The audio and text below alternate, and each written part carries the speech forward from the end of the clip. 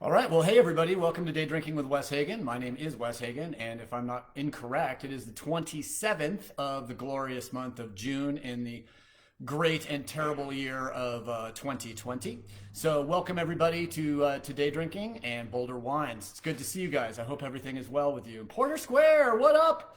That was fun on Friday. So definitely today we're doing a 15-minute program on Syrah, and I'm going to jump right into it. So we're going to talk a little bit about Syrah today as a varietal. I'm very excited. I get to drink the 2014 Bien Nacido Estate Syrah. This is a very, very fancy Syrah. It's one of my favorite Syrahs. It probably is my favorite domestic Syrah. I don't think anyone makes Syrah.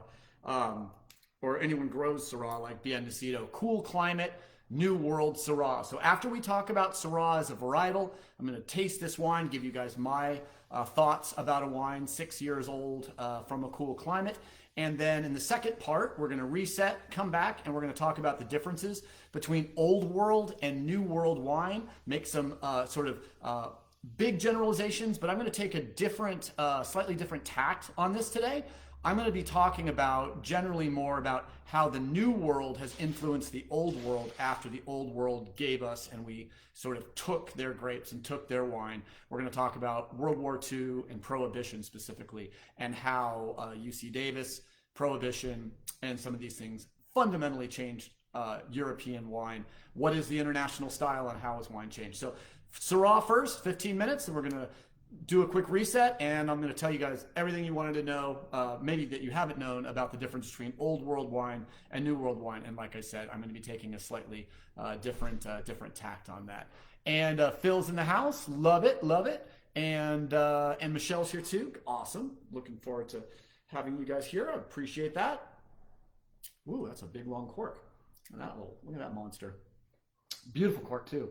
Smells good. By the way, when you pull a cork from a bottle of wine, a natural cork, and I don't use natural cork in J. Wilkes, but these are very, very fine grade 1A floor corks from Portugal. When you pull the cork, remember the first thing you want to do when you pull the cork is go right to the nose. Cork, pop nose. Because as soon as that wine cork comes out is when you're going to get the biggest whiff of trichloroanisole or TCA. If the cork is bad, that's when it's going to really jump out at you. So this is a 2014 X Block Bien Nacido Syrah, one of the greatest Syrah vineyards anywhere in the world. This wine is so dark. Remember, color in red wine doesn't necessarily come from heat. It really comes from hang time. The longer the grapes can hang on the vine, generally the more color compounds they're going to be making, and the slower that process happens, the more they're able to load that up. So in a cool climate with a red wine grape, if you can get that grape ripe, why does Pinot Noir in the Santa Rita Hills always, have people saying how much Syrah are you putting in it? Yeah, if I was growing grapes in someplace other than the Santa Rita Hills, looking at the color they're getting out of Santa Rita Hills Pinot, I would be jealous too. Trust me when I say that I have known nobody, who would admit, but I know a lot of winemakers and have drank enough with them that they probably would have admitted it. We don't have to add Pinot Noir or Syrah to our Santa Rita Hills Pinot Noir to make it absolutely delicious. So remember what we always say, this wine, oh my gosh, this is the most opaque wine I've ever tasted on this show. The wine is absolutely black. I mean, it's like Malbec from Cahors, the black wine of Cahors. I mean, it is absolutely, I even spilled a little there so you can see, even when I spilled it on the page, I probably couldn't read what I spilled it on. It is absolutely opaque. 6 years, so it's been in the bottle about 4.5 years. It was probably in barrel for between a year and 16 months. 2014, I would say a warm but fairly regular vintage for Santa Maria Valley. I would say 15, 16, and 17 got hotter and hottest. But I would say 14 kind of was one of the last few years before. 15 got pretty warm. 14, I would say, was a pretty standard vintage. A decent yield and some heat spikes in September and October, but not all that hot in the summer. Oh, by the way, it's almost the end of July, and Santa Maria Valley has not gone over 77 degrees. So we have yet to go over 80 degrees this summer. So expect another great Santa Maria Valley vintage, cool climate all the way through September and October, and then the vintage will be basically sort of delineated or defined by the heat spikes that we have in September and October that will influence when we pick. So almost every year in Santa Maria Valley, almost every year in the Santa Rita Hills, we get this long, cool hang time, very cool temperatures. And then our warmest month is September, second warmest month is October, third warmest month is August. 74, 75, 77, I think, or 74, 77, 75 are the averages in those 3 months. So let's stick our nose in this beautiful, beautiful Santa Maria Valley Bien Nacido Estate Syrah, 2014. Winemaker on this should have been Trey Fletcher, if I'm not mistaken. I think 12 and 13, I think the wines were made by Nicholas Miller, but with some help by another couple winemakers. I think this was maybe the first year that we went all in with Trey Fletcher. We had him, we got him from Literai, Ted Lemon, up in Sonoma. So the thing I love about Cool Climate Syrah, and specifically Bien Nacido X Block, is it has a built-in complexity that is very, very similar to me, to the Old World. And when we start talking Old World versus New World, you know, in Syrah, you're talking about Hermitage, Cornas, you're talking about Châteauneuf-du-Pape has a little Syrah, Gigondas has some Syrah, I said Côte Rôtie, I'm sure. Areas in the Northern Rhone, generally the further south you go in the Rhone, you're going to probably see more Grenache, and the further north you go in the Rhone, you're going to see a lot more Syrah. Syrah has darker color, it's a little richer, has a little bit less confectionery character to me than Grenache, which can be kind of light and confectionery.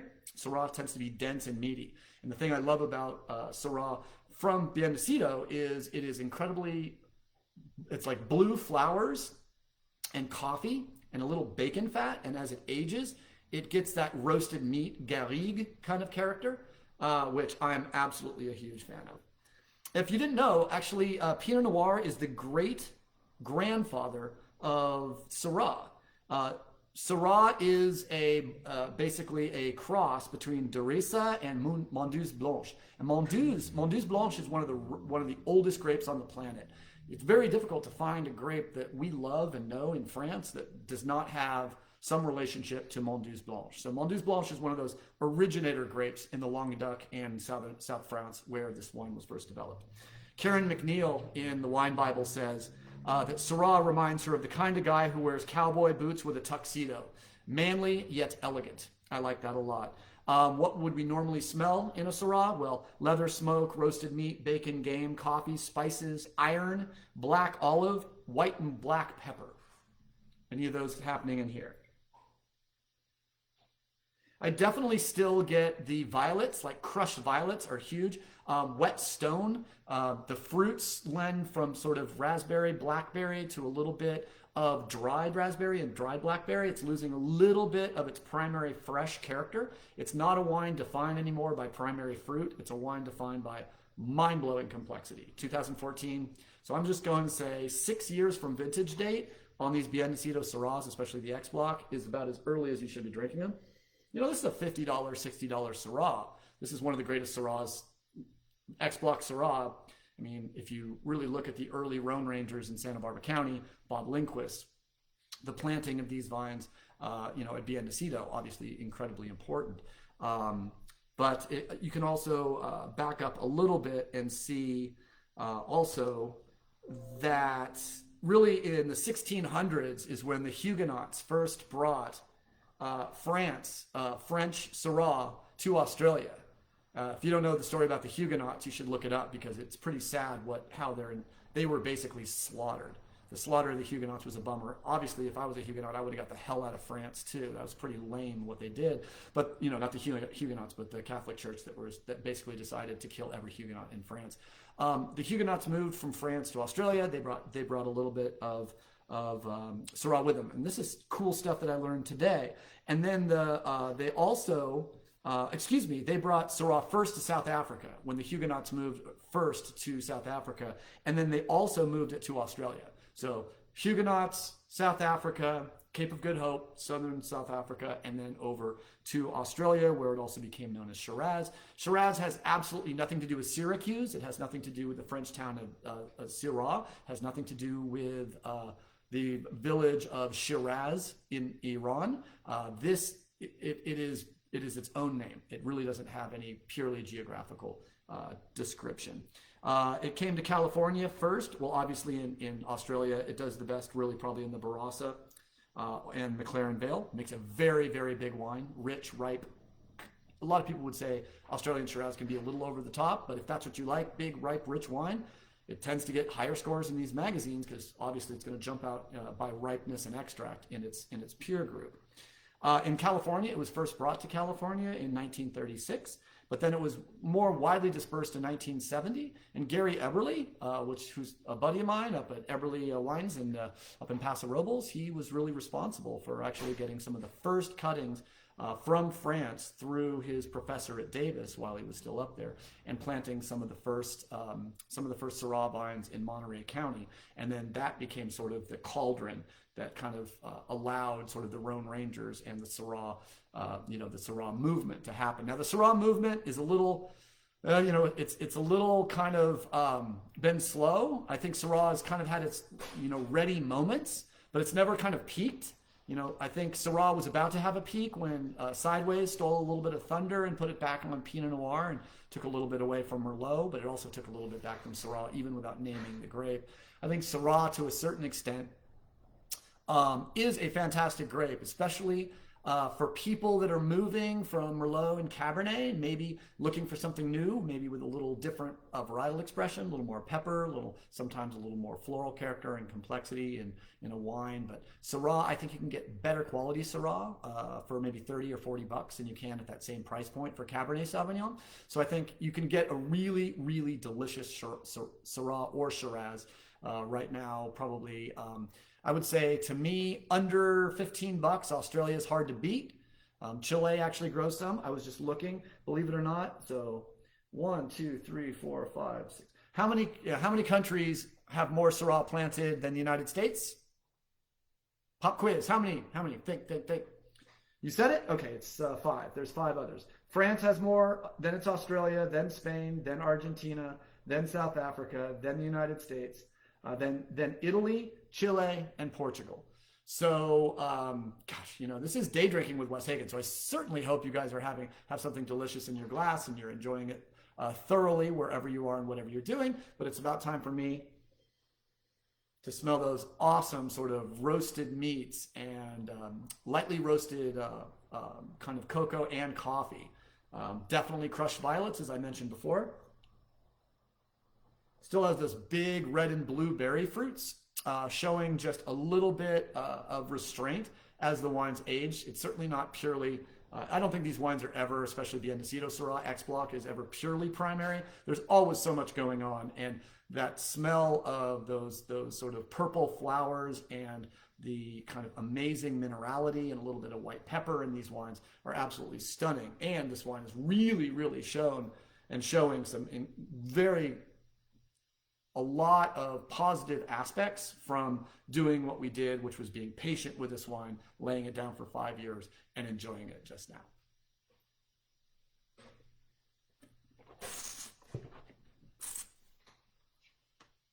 Now,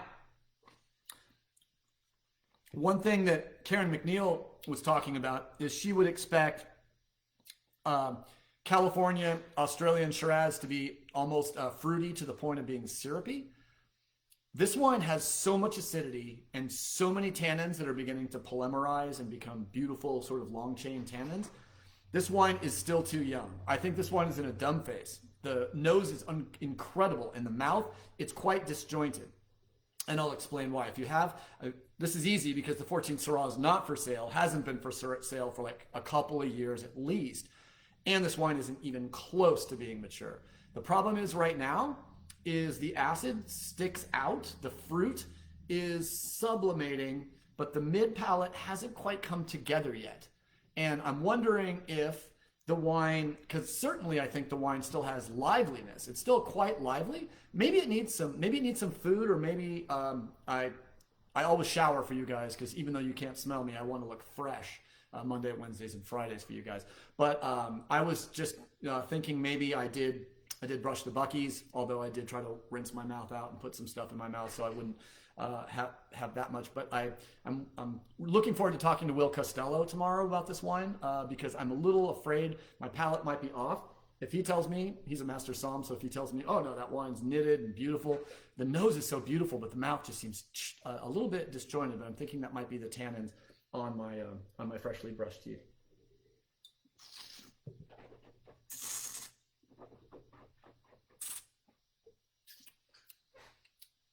Definitely need some food, but the thing about Santa Maria Syrah that is so unusual is the structure that you would normally not see outside of areas that have this type of cool climate. Even in the Rhone, maybe in slightly less ripe vintages, you can get this level of acidity, but not with this full force, color, and flavor. I'm guessing as my palate adjusts that this wine is just going to get better and better and better. Just those floral aromas in a red wine are just so unusual. They really drive my imagination. If you've never had a Bien Nacido Estate Syrah, do go over to check out Bien Nacido Estate. Check out the estate wines over there and get yourself some of this Syrah because it is really, really special. And it's worth the price of admission even from the very get-go. But as you lay these wines down, as you'll smell, I wish I could have you smell this glass because it is absolutely smoking. The nose is, I could write a novel on it, and the mouth is definitely going to calm down once my palate is ready to take it. Well, that's what I wanted to share. Little 15-minute class on tasting Syrah. Pay attention to what it is. California, Australia. Expect a little more extract, a little more fruitiness, even a little more sweetness on the palate because obviously alcohol hits our palate like sugar, like the glycerin and the glycerol will help us get more of a sweet. It'll activate the sweetness receptors on the papillae of our tongue. So keep that in mind. And now we're about to jump in. And if you haven't been here before, this is what we do. I'm going to do a quick reset. So we have so I can separate these two on our YouTube page. And next, we're going to do 15 minutes on the difference between the New World and the Old World. And I hope I'm going to blow your mind because I did a lot of research for this, and I'm going to try to really compact a lot of information in a very short amount of time. I will be back in about 2 minutes. Thank you, everybody, and I hope you enjoyed our little talk on Syrah. All right, be right back.